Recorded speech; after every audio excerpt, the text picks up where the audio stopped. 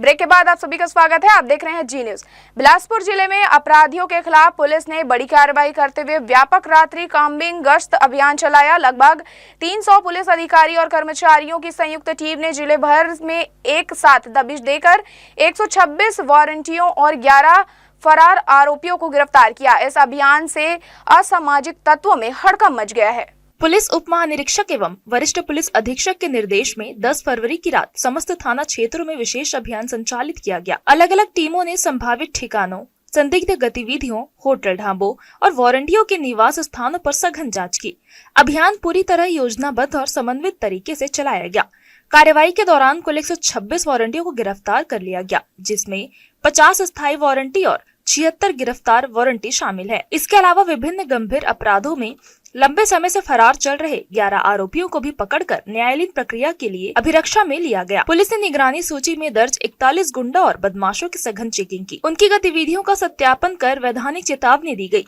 वहीं संदिग्ध गतिविधियों में लिप्त पाए गए 10 व्यक्तियों के विरुद्ध भारतीय नागरिक सुरक्षा संहिता की धारा 170 के तहत प्रतिबंधात्मक कार्रवाई की गई। अभियान के दौरान एक व्यक्ति के कब्जे से धारदार हथियार बरामद होने पर आर्म्स एक्ट के तहत मामला दर्ज किया गया। साथ ही मोटर व्हीकल एक्ट की धारा 185 के तहत शराब पीकर वाहन चलाने वालों के खिलाफ भी सख्त कार्रवाई की गई। पुलिस ने बताया कि बीते एक सप्ताह में 105 लोगों पर शराब पीकर वाहन चलाने के मामले में कार्रवाई की जा चुकी है। अभी हम लोगों ने 3 दिन लगातार इसमें कार्रवाइयां कराई हैं और चाहे आप बीट प्रणाली देख लीजिए, बीट प्रणाली में हर थाने से स्पेसिफिक एरिया वाइज बीट बनाया गया और उसमें कर्मचारी दिए गए हैं और राउंड दी क्लॉक उस बीट में वो लोग रहेंगे। लोगों से मिलना जुलना, लोगों से जानकारियां लेना, गुंडे बदमाशों, अपराधियों, असामाजिक तत्वों, अड्डेबाजों, इन सब की जानकारी लेकर और उसमें कार्रवाई करवाना, ये सब चीजें उनको बताया गया। हम लोग भी आम जनता में, पब्लिक में उस चीज को, मैसेज को देने के हिसाब से जा रहे हैं। बिलासपुर पुलिस ने आम नागरिकों से अपील की है कि जिले में कानून व्यवस्था बनाए रखने में सहयोग करे। वारंटियों, फरार आरोपियों या किसी भी संदिग्ध व्यक्ति की सूचना तत्काल पुलिस को दे। वारंटियों, फरार आरोपियों या किसी भी संदिग्ध गतिविधि की सूचना तत्काल पुलिस को दे। पुलिस का कहना है कि अपराधी के विरुद्ध एक ऐसी सख्त और सतत कार्रवाई आगे भी जारी रहेगी। जी न्यूज के लिए कैमरामैन गोपाल मौर्य के साथ मोहम्मद नासिर की रिपोर्ट। प्रेम संबंध के विवाद में कोरबा ले जाकर किए गए जानलेवा हमले में घायल 26 वर्षीय निष्ठा उर्फ प्रतीक्षा श्रीवास की इलाज के दौरान मौत हो गई। युवती पिछले एक सप्ताह से अस्पताल में जिंदगी और मौत के बीच संघर्ष कर रही थी। इस मामले में नया मोड़ तब आया जब पुलिस ने स्पष्ट किया कि आरोपी युवक ही पहले की मृत्यु हो चुकी है। जानकारी के अनुसार अशोकनगर निवासी युवती को उसका परिचित शशांक नायडू कोरबा लेकर गया था, जहां उसके गले पर धारदार हथियार से हमला किया गया। गंभीर हालात में युवती को अस्पताल में भर्ती कराया गया। 10 फरवरी को उपचार के दौरान उसने दम तोड़ दिया। घटना के बाद से ही पुलिस मामले की जांच में जुटी हुई थी। डीआईजी एवं एसएसपी रजनीश सिंह ने अपडेट देते हुए बताया है कि आरोपी युवक की पहले ही मौत हो चुकी थी। बाद में युवती की भी उपचार के दौरान मृत्यु हो गई। चूंकि मामले में नामजद आरोपी युवक ही शामिल था और उसकी भी मृत्यु हो चुकी थी, इसलिए अब प्रकरण में विधि सम्मत खात्मे की कार्यवाही की जाएगी। पुलिस अधिकारियों के मुताबिक प्रारंभिक जांच में प्रेम संबंध को लेकर विवाद की बात सामने आई थी। युवती ने आरोपी से दूरी बना ली थी, जिसके बाद विवाद बढ़ा। फिलहाल पुलिस ने घटनाक्रम की दस्तावेजी प्रक्रिया पूरी कर कानूनी औपचारिकताएं पूरी कर रही है। इसमें कोरबा में बाकी मोंगरा, उसमें जो भी थाना है, उर्गा थाने में अपराध दर्ज है और उसमें चूंकि जो आरोपी था उसकी डेथ हो चुकी है, तो इस प्रकरण में खात्मा जाएगा वहीं पे कोरबा। जिले में गौवंश तस्करी पर अंकुश लगाने के लिए रायगढ़ पुलिस द्वारा चलाया जा रहा ऑपरेशन शंखनाद लगातार प्रभावी साबित हो रहा है। वरिष्ठ पुलिस अधीक्षक शशि मोहन सिंह के निर्देशन में लैलूंगा पुलिस ने बड़ी कार्रवाई करते हुए 32 गौवंश को तस्करों के चंगुल से मुक्त कराया है। इस कार्रवाई में कुख्यात मवेशी तस्कर रब्बुल खान को गिरफ्तार कर जेल भेज दिया गया है। पुलिस को मुखबिर से सूचना मिली थी कि ग्राम करवार जोर निवासी रब्बुल खान मवेशियों को क्रूरता पूर्वक मारते पीटते हुए उड़ीसा की ओर ले जा रहा था। सूचना मिलते ही थाना प्रभारी लैलूंगा उप निरीक्षक गिरधारी साव ने टीम के साथ घेराबंदी कर आरोपी को मौके से पकड़ लिया। आरोपी के कब्जे से 32 नग गौवंश, जिनकी अनुमानित कीमत 2,56,000 रुपए बताई गई है, बरामद किए गए। पुलिस ने सभी मवेशियों का पशु चिकित्सा से परीक्षण कराकर उन्हें सुरक्षित रूप से सलखिया गौशाला भेजा गया है। आरोपी के विरुद्ध थाना लैलूंगा में छत्तीसगढ़ पशु परीक्षण अधिनियम 2004 की संबंधित धाराओं में मामला दर्ज कर न्यायिक रिमांड पर भेजा गया है। वरिष्ठ पुलिस अधीक्षक महोदय रायगढ़ के निर्देशन में गौवंश तस्करों के विरुद्ध ऑपरेशन शंखनाद के तहत लगातार कार्रवाई की जा रही है। इसी क्रम में पुलिस को सूचना प्राप्त हुई थी कि थाना लैलूंगा अंतर्गत ग्राम करवाजोर में रब्बुल खान नाम का व्यक्ति गौवंशों को क्रूरतापूर्वक मारते पीटते हकालते उड़ीसा की ओर ले जा रहा है। सूचना पर से तत्काल पुलिस टीम मौके पर पहुंची और आरोपी रब्बुल खान को हिरासत में लेकर पूछताछ किया गया, जिससे उसने अपना अपराध कबूल किया। अंबिकापुर के पीजी कॉलेज ऑडिटोरियम में राष्ट्रीय सड़क सुरक्षा माह का समापन समारोह आयोजित किया गया। 1 माह तक चले इस विशेष अभियान के तहत यातायात पुलिस ने सड़क दुर्घटनाओं की रोकथाम को लेकर बड़े स्तर पर जागरूकता कार्यक्रम चलाए। अभियान के दौरान हजारों लोगों की ट्रैफिक नियमों की जानकारी दी और सुरक्षित यातायात के प्रति जागरूक किया गया। यातायात पुलिस द्वारा शहर के विभिन्न स्थानों पर लोगों को ट्रैफिक नियमों का पालन करने, हेलमेट पहनने और नशे की हालत में वाहन न चलाने की समझाइश दी गई। इस अभियान के दौरान लगभग 22,000 लोगों को यातायात नियमों की जानकारी देने के लिए प्रशिक्षण दिया गया, जबकि करीब 1100 लोगों के लर्निंग लाइसेंस भी बनाए गए। अभियान का मुख्य उद्देश्य था कि आम नागरिक सड़क सुरक्षा नियमों का पालन करे और दुर्घटनाओं में कमी लाई जा सके। समापन समारोह में स्कूली छात्र छात्राओं ने मंच के माध्यम से सड़क सुरक्षा पर यातायात प्रस्तुतियां दी और लोगों को दुर्घटनाओं से बचाव के उपाय बताए।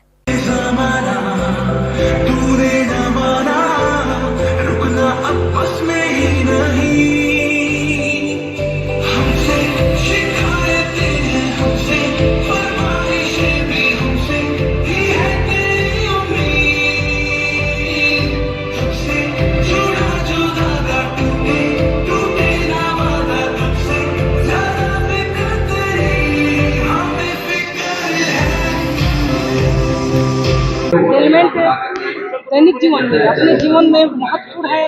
हेलमेट भी और यातायात नियमों का पालन करना भी, क्योंकि आज सड़क सुरक्षा यातायात का समापन दिवस हुआ, तो हम सबको सीखना चाहिए कि जब भी बाहर निकले तो समय से पहले निकले और गाड़ी कम स्पीड में चलाएं, यातायात नियमों का पालन करें। राष्ट्रीय सड़क सुरक्षा माह जो 1 जनवरी से लेकर 31 जनवरी तक पूरे प्रदेश में और देश में आयोजित हुआ था, उसी के तारतम्य में आज ये समापन का कार्यक्रम था सरगुजा पुलिस का। और इस कार्यक्रम में आज हमारे महापौर मैडम और कलेक्टर साहब यहाँ पर उपस्थित हुए थे। और जो हमारे जितने भी स्टेक होल्डर हैं हमारे इस पूरे कार्यक्रम के, इतने दिनों में जो कार्यक्रम चला 1 माह में, जिसमें हम लोगों ने कम से कम 22,000 लोगों को प्रशिक्षित किया है यातायात के नियमों की जानकारी देने के लिए, और साथ में 1100 लोगों की लर्निंग लाइसेंस बनाए हैं, और सारथी जो पुरस्कार है वो भी बहुत सारे लोगों को दिया है। इस प्रकार से हमारा पूरा माह बड़ा सफल रहा है। सरगुजा जिले के लखनपुर थाना क्षेत्र स्थित SCL की अमेरा कोयला खदान में बड़े पैमाने पर कोयला चोरी का मामला सामने आया है। इस संबंध में एक वीडियो सोशल मीडिया पर तेजी से वायरल हो रहा है, जिसमें रोजाना सैकड़ों की संख्या में ग्रामीणों को खदान क्षेत्र में घुसते हुए देखा जा सकता है। आरोप है कि प्रतिदिन 100 टन से अधिक कोयले की अवैध निकासी की जा रही है, जिससे सरकार को लाखों रुपए के राजस्व का नुकसान हो रहा है। चोरी किया गया कोयला आसपास संचालित बड़े पैमाने के ईंट भट्टों में सप्लाई किया जा रहा है। हैरानी की बात यह है कि यह लंबे समय से खुलेआम चल रहा है, लेकिन अब तक प्रभावी कार्रवाई नहीं की गई है। आरोप यह है कि जब खदान में कर्मचारी कोयला चोरी रोकने मौके पर पहुंचे तो ग्रामीणों द्वारा उन पर हमला किया गया, जिससे स्थिति और गंभीर हो गई। इस पूरे मामले को लेकर SCL प्रबंधन और स्थानीय प्रशासन पर गंभीर लापरवाही के आरोप लग रहे हैं।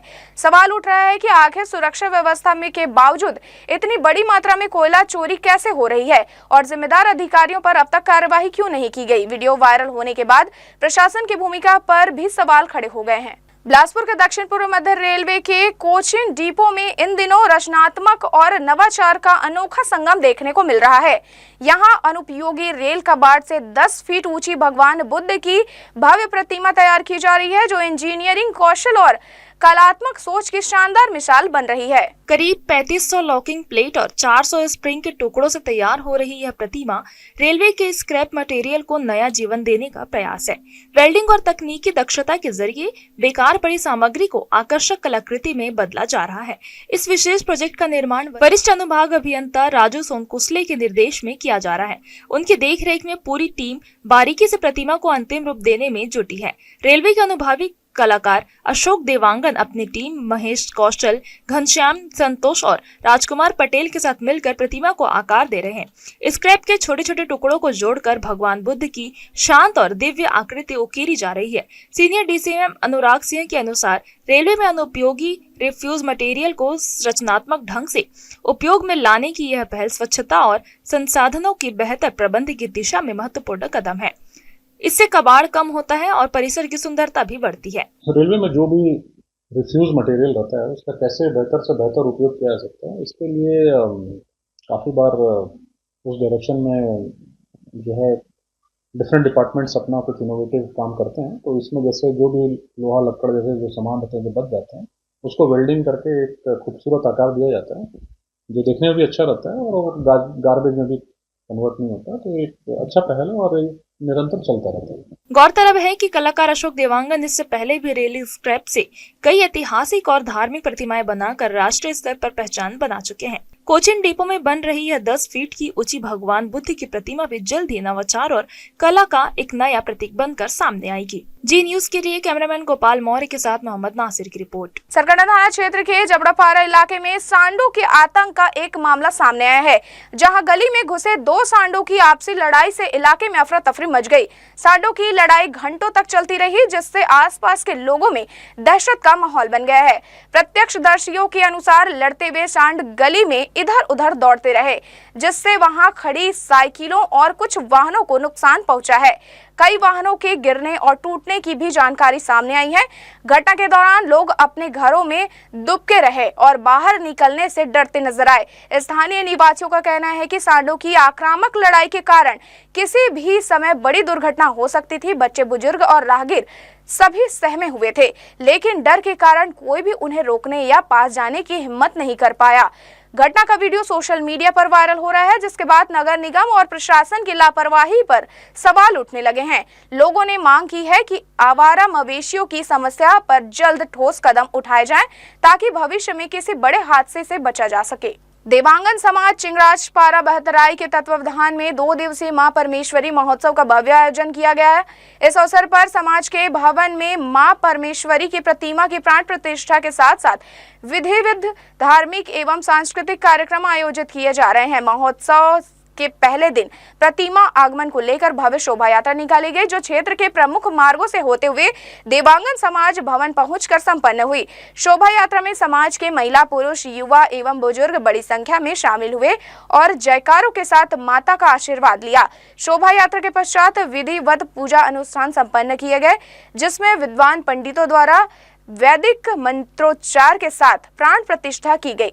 धार्मिक अनुष्ठान के बाद शाम को समाज के सदस्यों के लिए भजन कीर्तन एवं भक्ति संगीत का आयोजन किया गया, जिसमें श्रद्धालुओं ने उत्साहपूर्वक भाग लिया। आयोजकों ने बताया कि यह महोत्सव समाज की आस्था, एकता और संस्कृति को मजबूत करने का प्रतीक है। दूसरे दिन भी विशेष पूजा अर्चना एवं अनुष्ठान का कार्यक्रम आयोजित किए जाएंगे।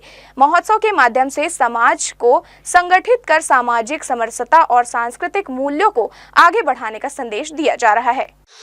माता परमेश्वरी देवांगन का अधिष्ठापित देवी है। हम लोग हर वर्ष इनको मनाते हैं बसंत पंचमी दिन।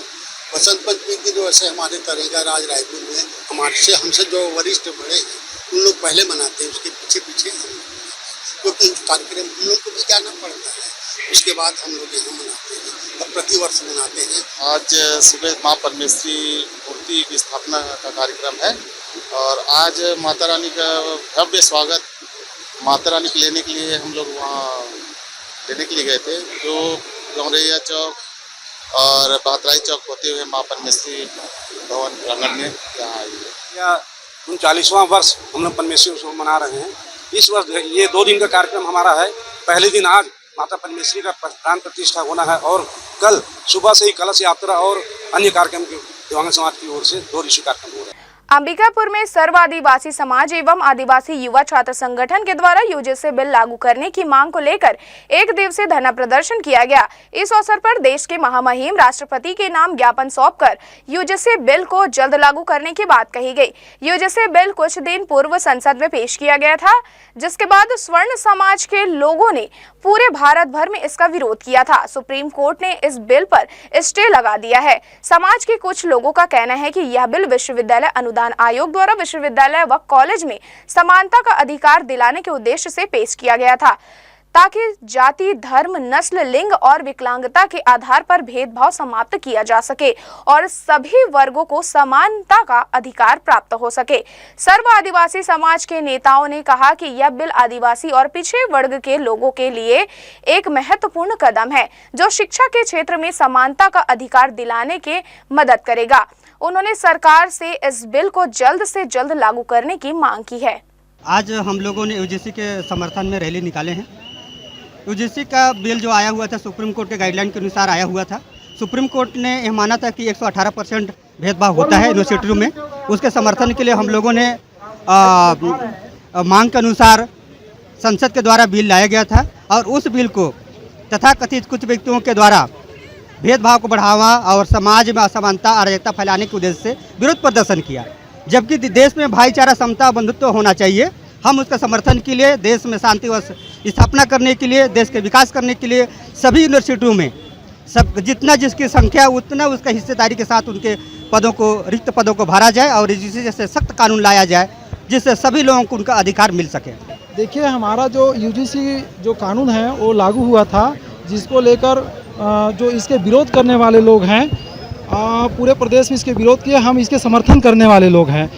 जहाँ जहाँ भी हमारे विश्वविद्यालय हैं, चाहे 45 हमारे केंद्रीय विद्यालय हो, चाहे हमारे अन्य प्राइवेट विद्यालय हों, महाविद्यालय हों, उन सभी विद्यालयों में जो हमारे SC, ST, OBC वर्ग के जो छात्र पढ़ते हैं वहाँ पे बहुत ज़्यादा भेदभाव होती है। इस प्रकार से हमारे SC, ST, OBC के जो बच्चे जो पढ़ते हैं महाविद्यालयों में वहाँ भेदभाव होती है, जिसके लिए कानून लाई है सरकार। और यह कानून एकदम बहुत अच्छा है, हमने उसकी रीडिंग की है, पढ़े हैं हमने, और यह कानून पूर्णतः प्रमुखता से लागू होनी चाहिए। मैं आदिवासी युवा छात्र संगठन छत्तीसगढ़ और आपके छत्तीसगढ़ सर्व आदिवासी समाज सरगुजा के द्वारा एक महामहिम राष्ट्रपति महोदया के लिए ज्ञापन दिया गया है, जिसमें यूजीसी बिल को लागू करने के लिए मांग की गई है ना। इनको वहां तक भेज दिया जाएगा, इनके ज्ञापन। तो ये थी इस बुलेटिन की खबरें। देश विदेश की तमाम खबरों के लिए बने रहिए जी न्यूज़ के साथ। मुलाकात होगी अगले बुलेटिन में, तब तक के लिए मुझे दीजिए इजाजत। नमस्कार।